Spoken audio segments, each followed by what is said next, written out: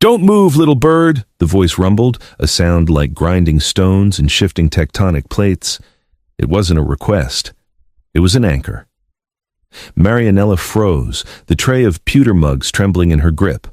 Around her, the air in the tavern had turned to lead. Warriors who could snap a man's neck with a thought were now statues, their eyes wide with a terror that surpassed death.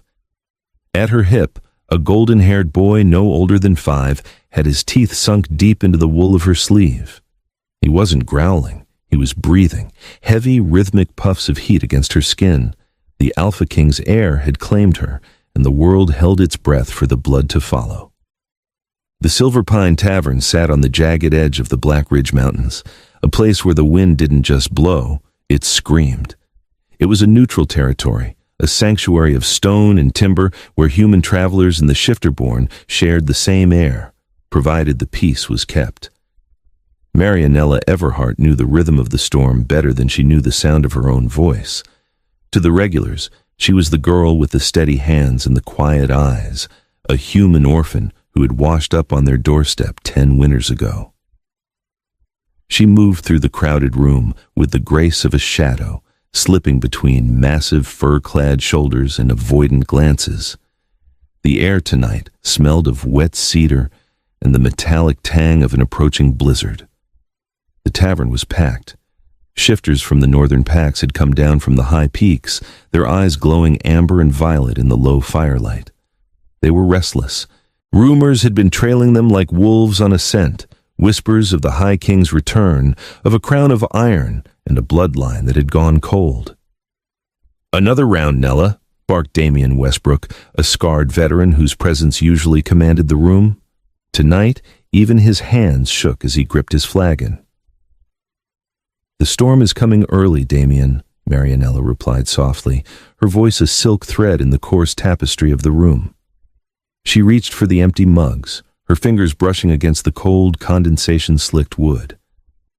"It's not the storm they're afraid of," Damian muttered, leaning in. His eyes darted to the heavy oak doors. "They say Frederick Darkmoor has crossed the border. He's searching for something. Or someone. Frederick Darkmoor." The name was a curse whispered in the dark. The Alpha King of the Midnight Throne, a man said to be more shadow than flesh, governed by laws so ancient they were written in the marrow of the world. The doors didn't open. They surrendered. A blast of freezing air swept through the tavern, dousing half the candles and sending a spray of snow across the floorboards. The chatter died instantly, replaced by a silence so profound it felt like a physical weight. 2 figures stepped from the gloom. The first was a man of impossible proportions, wrapped in a cloak of black wolf pelt that seemed to absorb the light. His hair was the color of a winter midnight, and his eyes, a piercing crystalline blue, cut through the room with the precision of a blade. This was Frederick. Behind him stood a woman of sharp, icy beauty, Cordelia Frostwell, her hand resting on the hilt of a silver dagger. But it was the third figure that drew every eye. A small boy, perhaps 5 years of age, clutched the king's hand. He was a miniature mirror of the sovereign, save for the wild golden hue of his hair and a frantic, lost look in his eyes.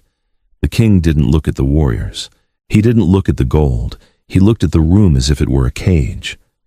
"Food," the king commanded. The word vibrated in the floorboards. Marianella felt the collective shiver of the tavern. She was the only one moving. It was her job. It was her survival. She took a deep breath, the scent of the king hitting her, clove, ancient forest, and a terrifying, raw power. She approached the table they had claimed in the shadows. Her heart was a drum against her ribs, but her face remained a mask of calm. "Welcome to the Silver Pine," she whispered, lowering her head just enough to show respect but not submission. "We have venison stew and bread." The king's gaze snapped to her. It was like being stared down by a mountain. He didn't speak. He simply nodded, his eyes tracking the movement of her throat as she swallowed. As she turned to leave, she felt a small, hot hand snag the hem of her apron. She looked down. The young boy, Ambrose, was looking at her. His pupils were blown wide, shifting from human brown to a flickering, unstable gold. He was trembling, not from cold, but from an inner fire that seemed to be consuming him. "Stay," the boy whimpered. The tavern went white with tension. To touch a royal heir was a crime. To be touched by one was a death sentence if his father deemed it a threat. Marianella looked at the king. Frederick's hand was already on the table, his knuckles white. He looked like a man watching a fuse burn toward a powder keg. "Ambrose," the king warned, his voice a low vibration. But the boy didn't listen. In a sudden blur-like motion of shifter speed, he lunged forward. He didn't bite to harm. He bit like a pup seeking a tether. His teeth sank into the thick woolly sleeve of Marianella's dress, anchoring himself to her arm. The sound of unsheathing steel hissed through the room as Damien and the other guards stood instinctively. Cordelia Frostwell's hand went to her throat. The king rose, his chair screeching against the stone. "Don't move!" the king growled, the command freezing the very blood in Marianella's veins. The air had bitten a human. The air was losing control. The Alpha King's heir was claimed by a waitress's sleeve, and the only thing louder than the silence was the sound of Marianella's heart beating for two. The panic was a tangible thing, a thick, greasy smoke that filled the lungs of everyone in the Silver Pine. Shifters were creatures of instinct, and instinct told them that a royal heir in a frenzy, even a small one, was a precursor to a massacre. Frederick Darkmoor stood motionless, his massive frame casting a shadow that reached the far wall. His eyes weren't on the tavern anymore. They were locked on his son's jaw, which was clamped firmly onto Marianella's forearm. He could see the pulse jumping in the girl's neck. He expected her to scream. He expected her to pull away, which would force him to intervene, likely breaking the boy's spirit or the girl's arm. But Marianella did something no one expected. She didn't pull back. She didn't shriek. She slowly lowered her tray to the floor, the pewter clinking softly, and then she knelt. She knelt until she was eye level with the golden-haired boy who was trying to eat her sweater. "It's okay," she whispered. The king flinched. The word was so small, so human. Ambrose's eyes were still gold, his small shoulders heaving. He was growling now, a low, buzzing sound that meant his wolf was trying to surface before his body was ready. He was drowning in his own power. Marianella reached out, a dozen weapons leveled at her back. "Girl, get back!" Cordelia hissed from the shadows, her eyes glowing with a warning light. Marianella ignored her. She placed her free hand, the one not being chewed on, lightly on the boy's head. Her skin was pale against his golden curls. She began to hum. It wasn't a song of the Pax. It was a simple, wordless melody her mother had sung before the great fire. The growling stopped. Ambrose's eyes flickered. The gold receded, leaving behind a terrified, exhausted child. He tasted the wool in his mouth, realized what he was doing, and his eyes filled with tears. He didn't let go, but the pressure eased. He buried his face into her arm, his small body racking with sobs. Marianella looked up, and for the first time, she looked directly into the Alpha King's eyes. She didn't see a monster. She saw a father who was absolutely, utterly terrified. She smiled. It wasn't a smile of triumph. It was a soft, weary curve of the lips that said, "I have him. He is safe." The king's breath hitched. The tension in the room didn't break. It dissolved into a confused, shimmering heat. Frederick sat back down, his legs appearing to give way for the first time in his life. "He's never—" Frederick started, his voice cracking like dry timber. "He hasn't slept in 3 days. The change is coming too early. His blood is too loud." "He's just overwhelmed," Marianella said, her voice steady even as her arm began to ache. She gently pried Ambrose's teeth from her sleeve. The wool was ruined, damp with saliva and snagged by tiny, sharp canines, but she didn't care. She pulled the boy into her lap, and to the shock of the entire northern realm, the future king of the Midnight Throne curled into a human waitress and fell fast asleep. The tavern regulars began to sit, though no one spoke. Damien Westbrook wiped sweat from his brow. Frederick Darkmoor looked at the girl, at the way she held his son as if he were made of glass, not teeth and claws. He saw the frayed threads of her sleeve and the calm set of her shoulders. "What is your name?" the king asked. The coldness was gone, replaced by a raw, hungry curiosity. "Marianella," she replied. "Marianella," he repeated, the name sounding like a prayer in his deep baritone. "You have done what my healers, my seers, and my generals could not. You have silenced the storm in his blood." "He's just a child, your majesty," she said simply. "He is a king," Frederick countered, his eyes darkening. "And you are a miracle I did not ask for." He stood up then, his cloak billowing. He looked at Cordelia. "Prepare the carriage. We are not staying in the village." He turned back to Marianella. "And you. Pack your things." The silence returned, sharper this time. "I have a job here," Marianella said, her heart hammering. "I have a life." "You have a life because I allow it," the king said, his voice returning to that granite-hard edge. "My son has chosen you. The laws of the first moon state that if an heir claims a tether during his first transition, that tether must remain until the moon is full. If you stay, he will wither. If you come, he lives." He stepped closer, his scent overwhelming her. The smell of a predator, yes, but also the smell of a home she had never known. "Choose, Marianella. Will you let a child suffer for the sake of a tavern?" She looked down at Ambrose, who was clutching her thumb in his sleep. She looked at the ruined sleeve of her only good dress. Then she looked at the king, seeing the lonely, desperate man behind the crown. "I'll need a sturdier coat," she whispered.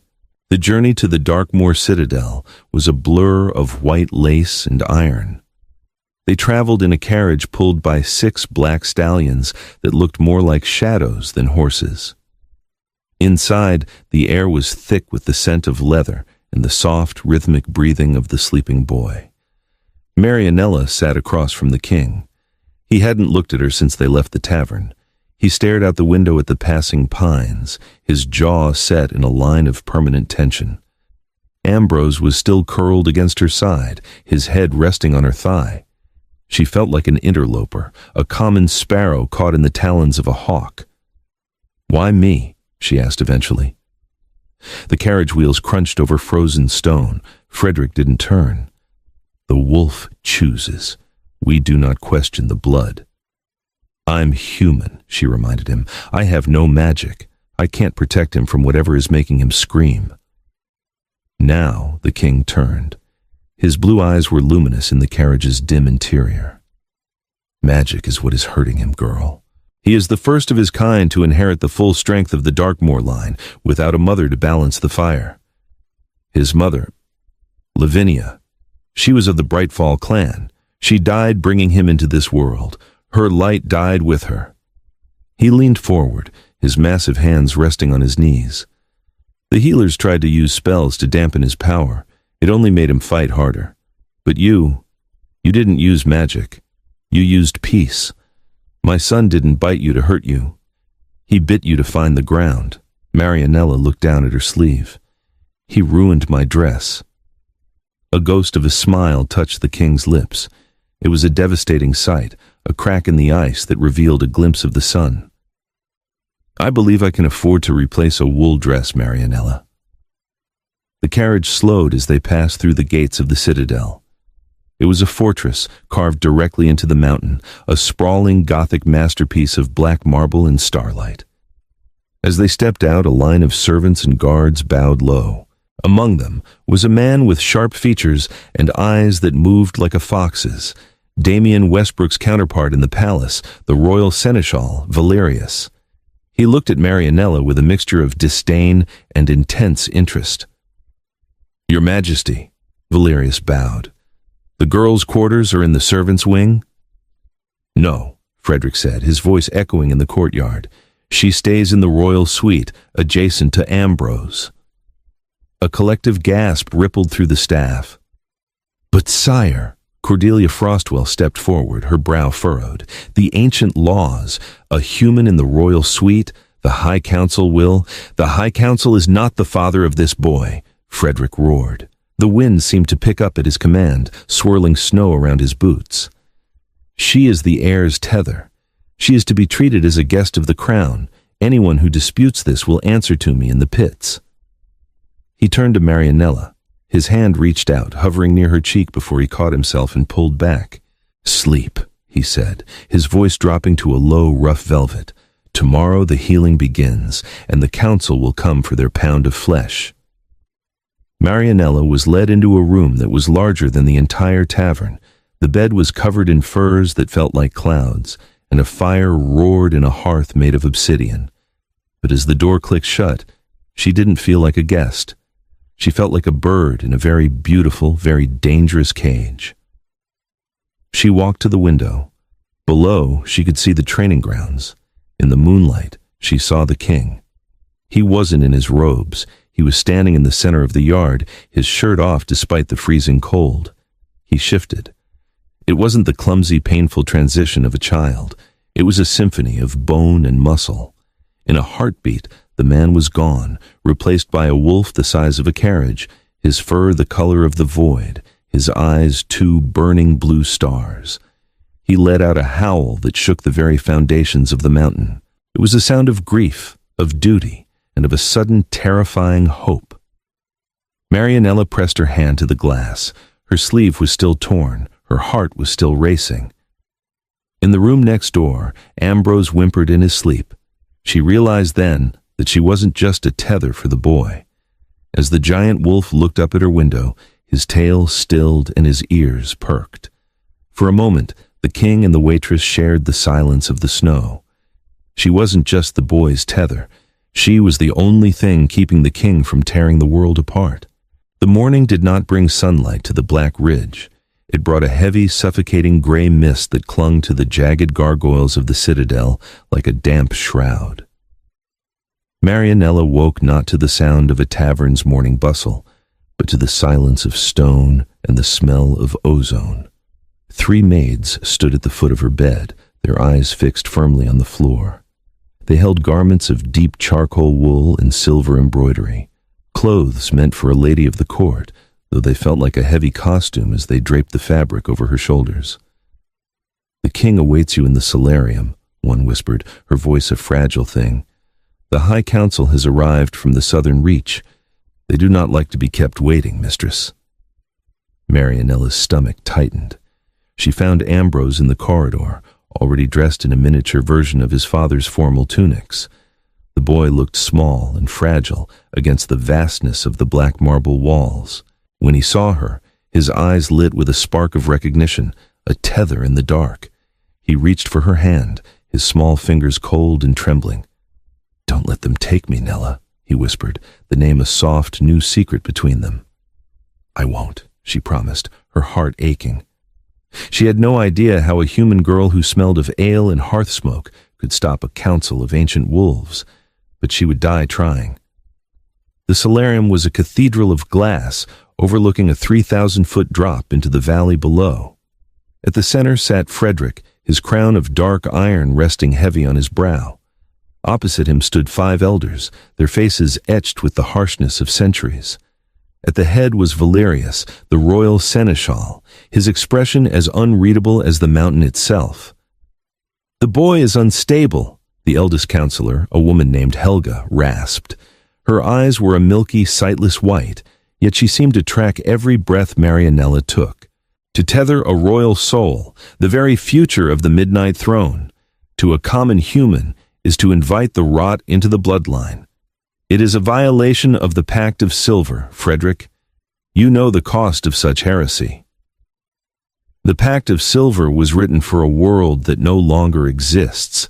Helga, Frederick growled, his voice vibrating through the glass floor and up into the soles of Marianella's feet. He sat forward, his presence filling the room like a gathering storm. My son lives because of her. He breathes because she stayed. Is his life not worth a change in your dusty laws? The blood must remain pure for the first moon transition, Valerius interjected, his voice smooth and dangerous as ice. The boy's transition is erratic because his spirit is divided. He seeks the warmth of the human hearth when he should be seeking the cold of the hunt. This girl, she is a crutch. She makes the heir weak. A king who cannot survive his own blood is no king at all. Ambrose gripped Marianella's hand tighter, his knuckles turning white.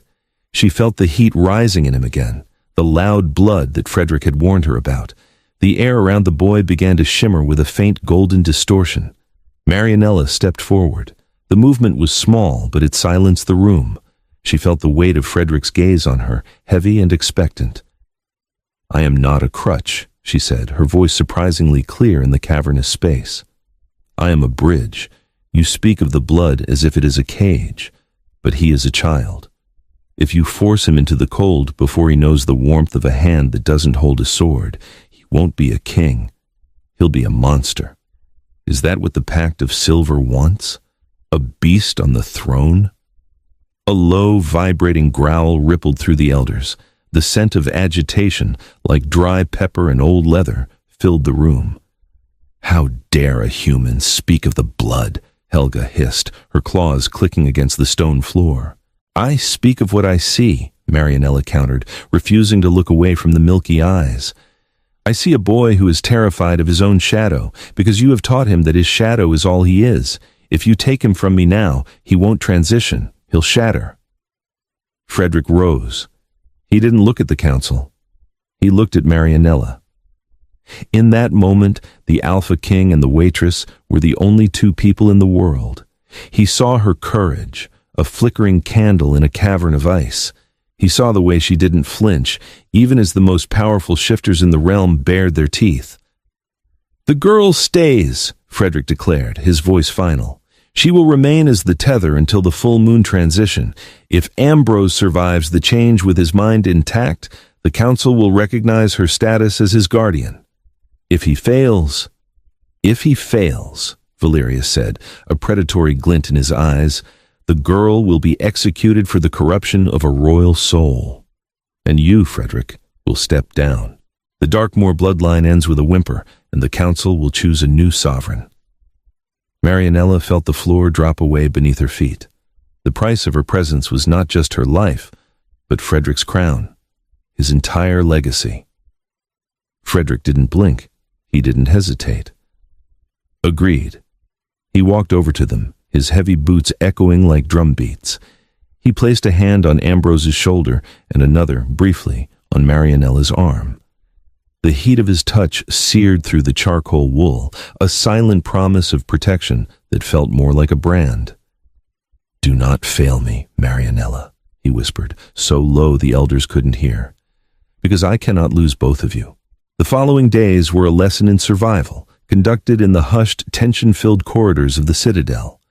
It was not a home, it was a machine of war and tradition. Marianella spent every waking hour with Ambrose, trying to guide him through the loud blood. The periods where his shifter senses became so acute that the sound of a falling snowflake outside the window was like a thunderclap, and the scent of a candle was an assault on his mind. They spent their time in the royal library, a place of ancient parchment, dust, and the faint sweet scent of vanilla. She read him human stories, tales of knights who didn't shift, of stars that stayed still, of a world where your heart wasn't a battleground.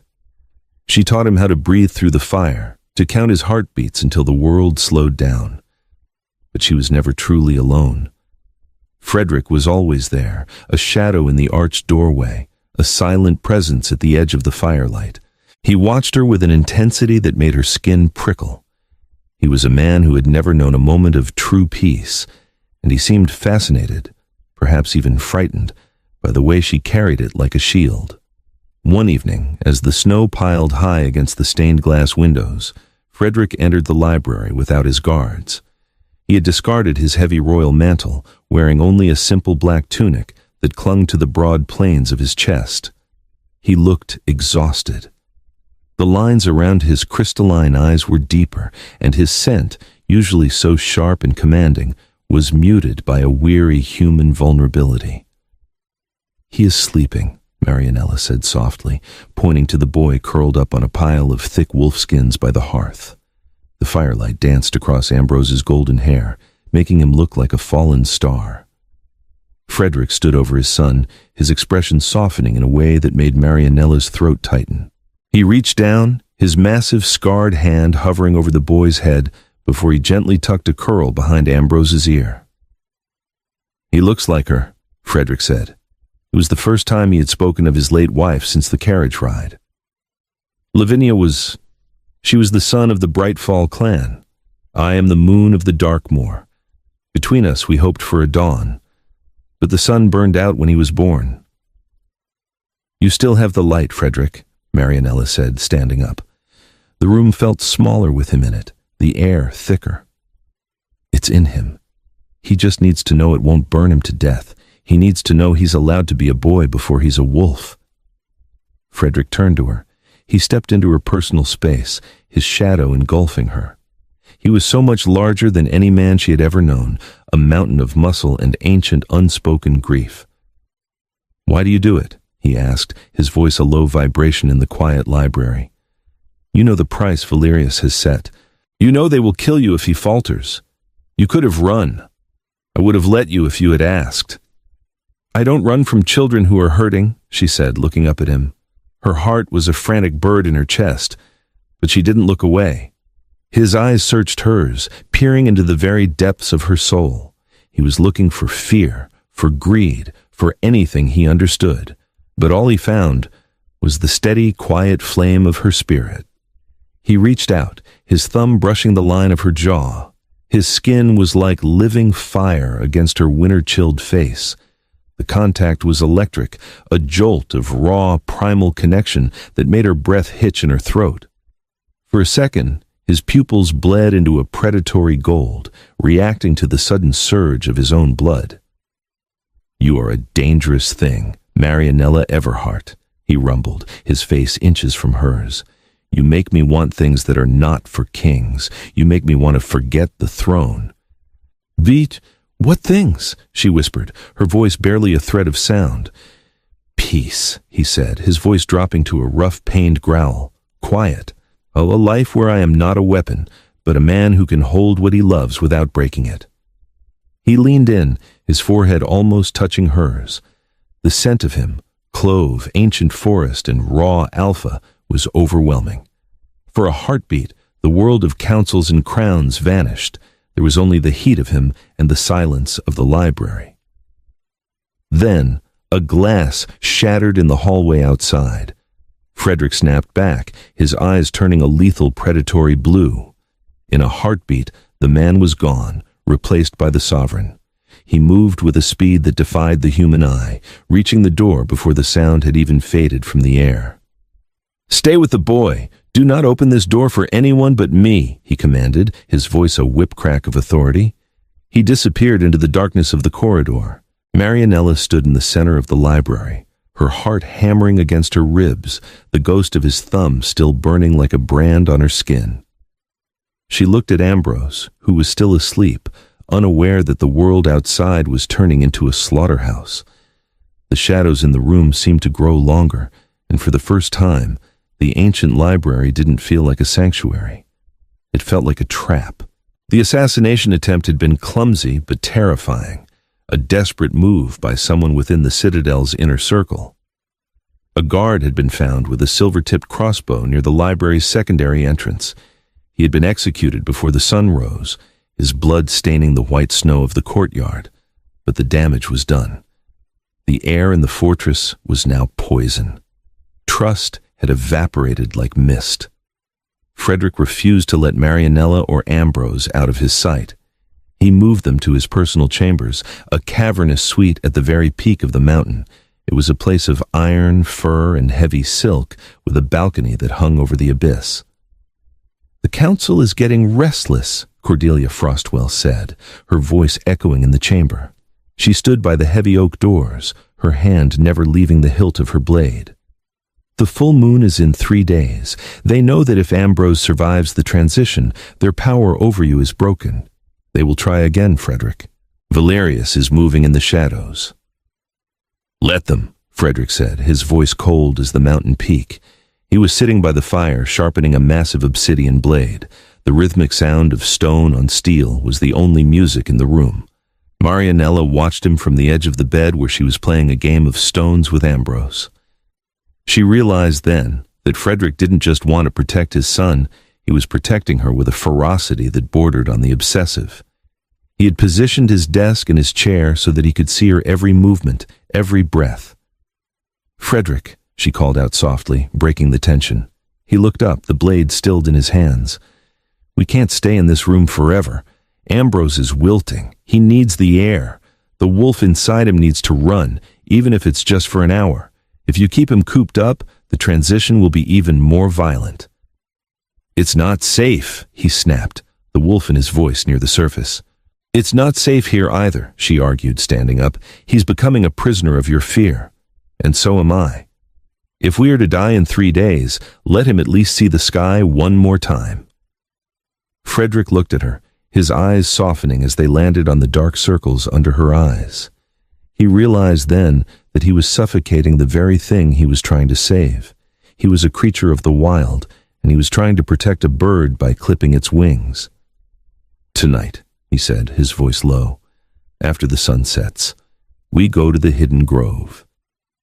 The Hidden Grove was a pocket of ancient geothermal forest protected by the mountain's internal heat.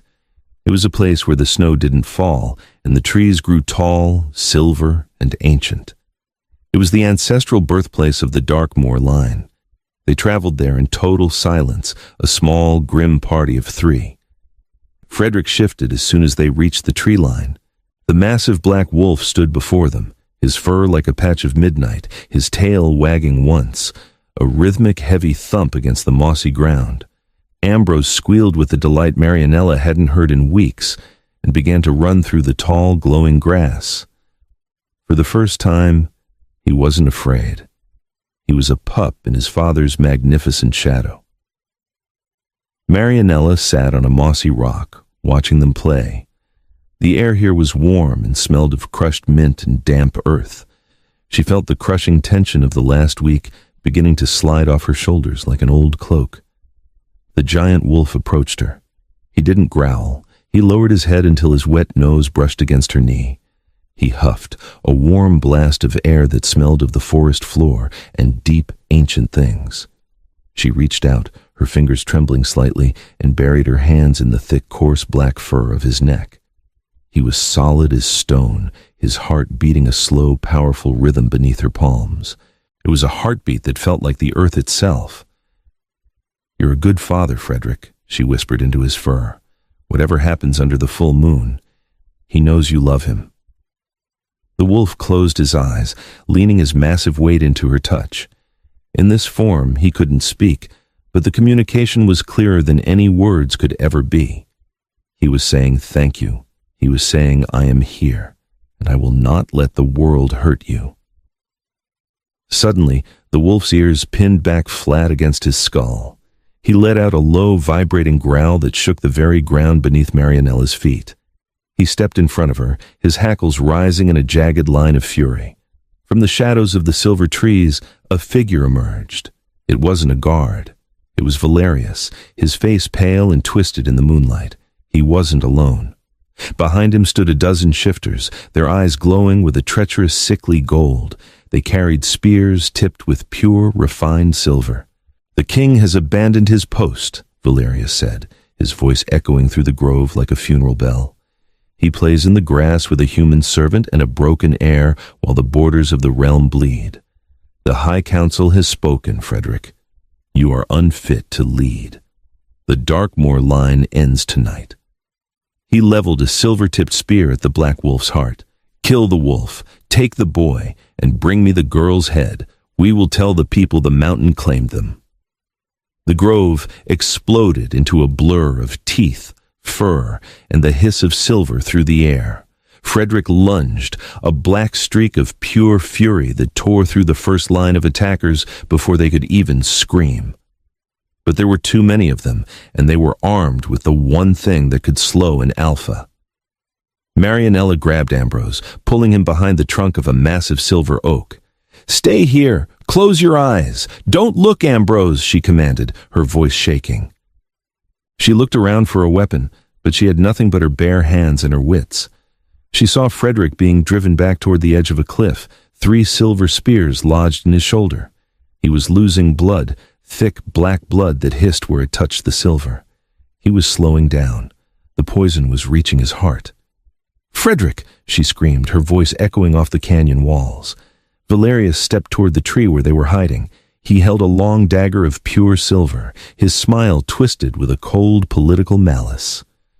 "Such a shame, little bird," he said, his eyes fixed on Marianella. "You were almost a legend, the human who tamed a king. But legends are always written in blood." Marianella didn't wait for him to reach her. She didn't beg. She did the only thing she could. She stepped out from behind the tree, not away from the danger, but directly toward it. "Wait!" she shouted, her voice echoing with an authority she didn't know she possessed. Valerius paused, amused by her defiance. "You wish to beg for your life now? It's a bit late for that, my dear." "No," she said, her voice steady as the mountain. "I wish to show you why you've already lost." She turned toward the clearing where Frederick was fighting for his life. She didn't call to the king, she called to the boy. "Ambrose, now! Remember the breath! Remember the light your mother gave you! Show them the sun!" The small boy stepped out from behind the silver oak. His eyes were no longer gold. They were a searing, brilliant, blinding white, the true color of the bright fall line, the ancient magic of the sun shifters. He wasn't shifting into a wolf. He was doing something far more ancient. Ambrose let out a scream that wasn't a wolf's howl, but a wave of pure kinetic energy. It hit Valerius and his men like a physical blow, throwing them backward into the trees with the force of an avalanche. The silver spears fell from Frederick's body as the white magic washed over him, neutralizing the silver poison in an instant. The black wolf stood up, his wounds closing with impossible speed. He looked at his son, then at Marianella, his blue eyes burning with a mixture of terror and pride. Valerius scrambled to his feet, his face a mask of absolute horror. What is that? That isn't a wolf!" "It's a king," Marianella said, her voice like a death sentence. Frederick didn't wait.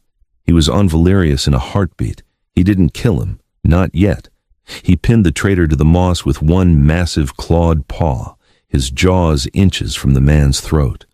The other attackers fled into the darkness of the night, their loyalty shattered by the display of a power they couldn't comprehend.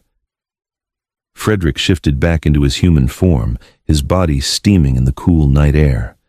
He was covered in blood, his chest heaving, but he looked more powerful than he ever had in the citadel.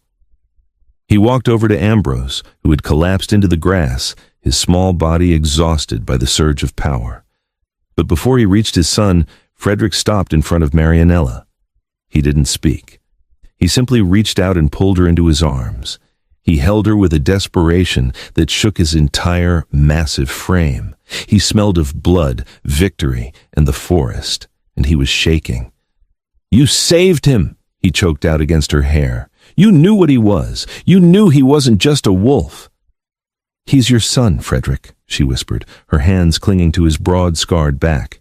"He's both of you. He's the dawn." They stood there in the wreckage of the grove, a king, a waitress, and a boy who had just changed the fate of the realm. But as the moon rose over the highest peak, Marianella saw the distant lights of the citadel. The council would be waiting. The battle for the grove was won, but the battle for the throne had only just begun, and the full moon, the final transition, was only 48 hours away. The return to the citadel was not a victory lap. It was a funeral procession for the old ways. The air inside the black marble halls had turned frigid, the kind of cold that seeped past wool and skin to settle in the very marrow. Valerius was gone, dragged to the deep pits to await the king's final judgment, but his poison remained. It was in the eyes of the remaining counselors, who stood like stone sentinels in the shadows of the great hall. Marianella sat by the fire in the royal suite, her hands wrapped around a mug of herbal tea that had long since gone cold. Ambrose was asleep in the center of the massive bed, his small chest rising and falling in a rhythm that finally felt natural. The loud blood had quieted for now, but the silence was heavier than the noise had ever been. The door creaked open, admitting a draft of mountain air and the scent of clove and iron. Frederick entered, his crown held in one hand, his posture reflecting the weight of the world he was trying to hold together. He didn't look at the fire. He looked at her. "The council is meeting in secret," he said, his voice a low rumble. "They fear the boy. They fear the white light he showed in the grove. They call it an aberration, a mutation of the bloodline." "It's not a mutation, Frederick," Marianella said, standing up. "It's balance. He has your strength, but he has his mother's light. Why are they so afraid of the dawn?" "Because you can't control the dawn," Frederick replied, walking toward her. "The laws were written to keep us in the dark, to keep us as weapons. A king who can bring the light is a king who doesn't need a council to tell him who to kill." He stopped a few inches from her. In the flickering firelight, the scars on his face seemed to move, shadows dancing in the creases of his history.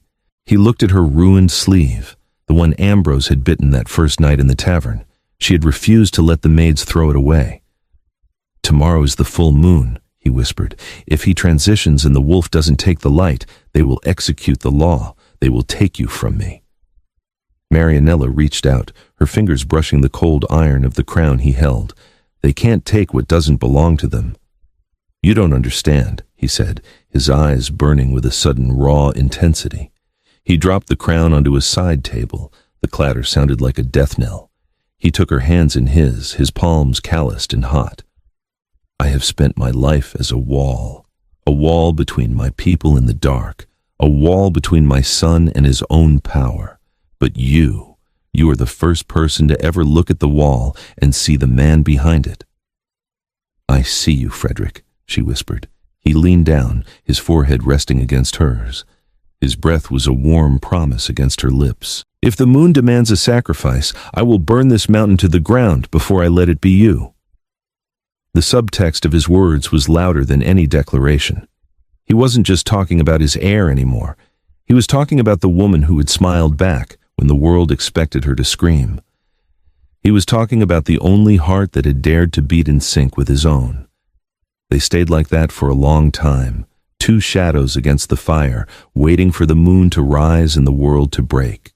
The ritual chamber was located at the very heart of the mountain, a circular room of obsidian floor and an open ceiling that looked directly up at the stars. The air was thin and tasted of snow. Around the perimeter, the High Council stood in their silver-trimmed robes, their faces masked in the traditional veils of judgment. Frederick stood in the center, his shirt removed, his muscular back a roadmap of every battle he had ever fought for the throne. Next to him, Ambrose stood on a small pedestal of white quartz. The boy looked tiny under the vast, uncaring sky. Marianella was positioned 20 paces away, held in place by two guards whose grip was like iron. She was the tether. She was the anchor. If she moved, the ritual was void. The moon hit its zenith. The silver light poured into the chamber like liquid, illuminating the obsidian floor until it looked like a dark sea. Ambrose began to shake. A low, guttural sound escaped his throat, not a cry of a child, but the grinding of shifting bone. "The transition begins," Helga cried, her sightless eyes turned to the moon. "Let the wolf claim the air. If the human soul remains, the blood is foul." Ambrose fell to his knees. His skin began to shimmer, the golden fur of the wolf pushing through. But then, the white light from the grove began to flicker at his fingertips.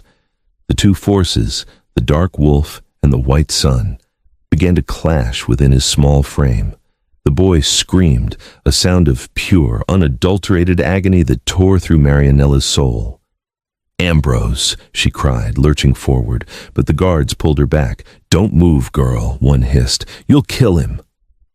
Frederick was on his own knees now, his eyes glowing blue, his own wolf howling in sympathy for his son's pain. He looked at Marianella, his face a mask of desperation. He couldn't help. The law forbade the Alpha from interfering in the first moon. Ambrose's body was a battlefield. The golden wolf was trying to emerge, but the white light was acting like a cage, trapping the transition in a half-state. The boy's heart was beating so fast it was a blur of sound. He was dying. The conflict was tearing him apart. "He's shattering!" Helga shrieked with a twisted sort of triumph. "The human tether has corrupted him! Prepare the silver!" The counselors drew their ritual daggers. Marianella stopped fighting the guards. She closed her eyes. She stopped listening to the council and started listening to the heartbeat, the one she had spent weeks counting in the library. She found the rhythm of the loud blood. "Ambrose," she whispered. She didn't shout it. She sent it out like a thread of silk into a storm. "Don't fight the wolf. Don't fight the light. Let them be one. They aren't enemies, little bird. They are both you." She smiled.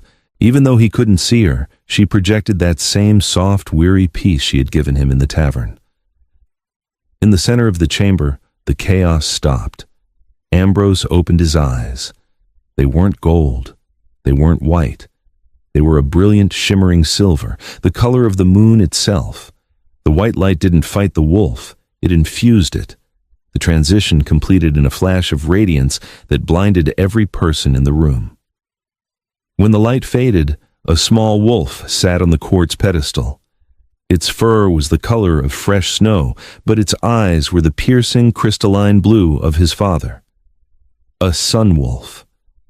A legend reborn. The silence that followed was absolute. The counselors stood with their daggers half raised, their mouths agape. The small white wolf stepped off the pedestal and walked directly to Marianella. The guards, terrified, let her go. She knelt, and the air of the midnight throne licked the salt of the tears from her cheek. The dawn broke over the Black Ridge Mountains with a clarity that hadn't been seen in generations. The mist had lifted, revealing a valley that looked like it had been washed clean by the moon. Inside the great hall, the High Council knelt. They didn't kneel out of respect. They knelt out of necessity. The law of the first moon was absolute, and the law said that the heir had transitioned.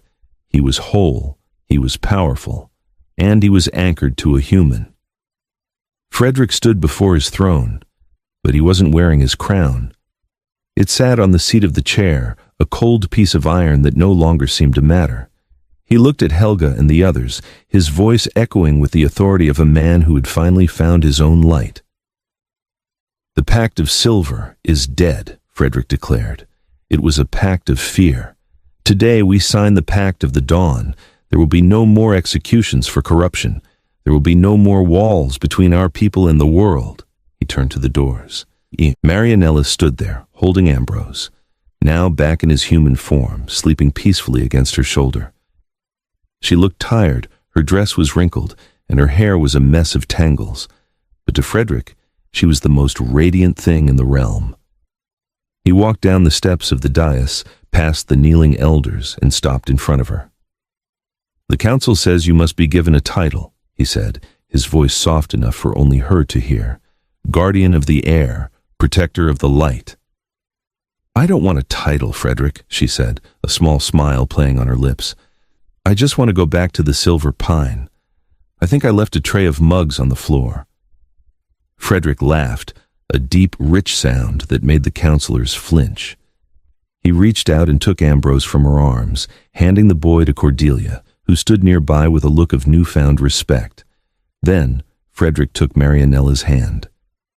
"The Silver Pine is a good place," he said, "but the king needs a tether, and the man needs a reason to stay." He didn't wait for her to answer. He leaned in and kissed her, right there in front of the ancient wolves and the crumbling laws. It was a kiss that tasted of freedom and the cold mountain air, a kiss that felt like the first day of spring after a 1,000-year winter.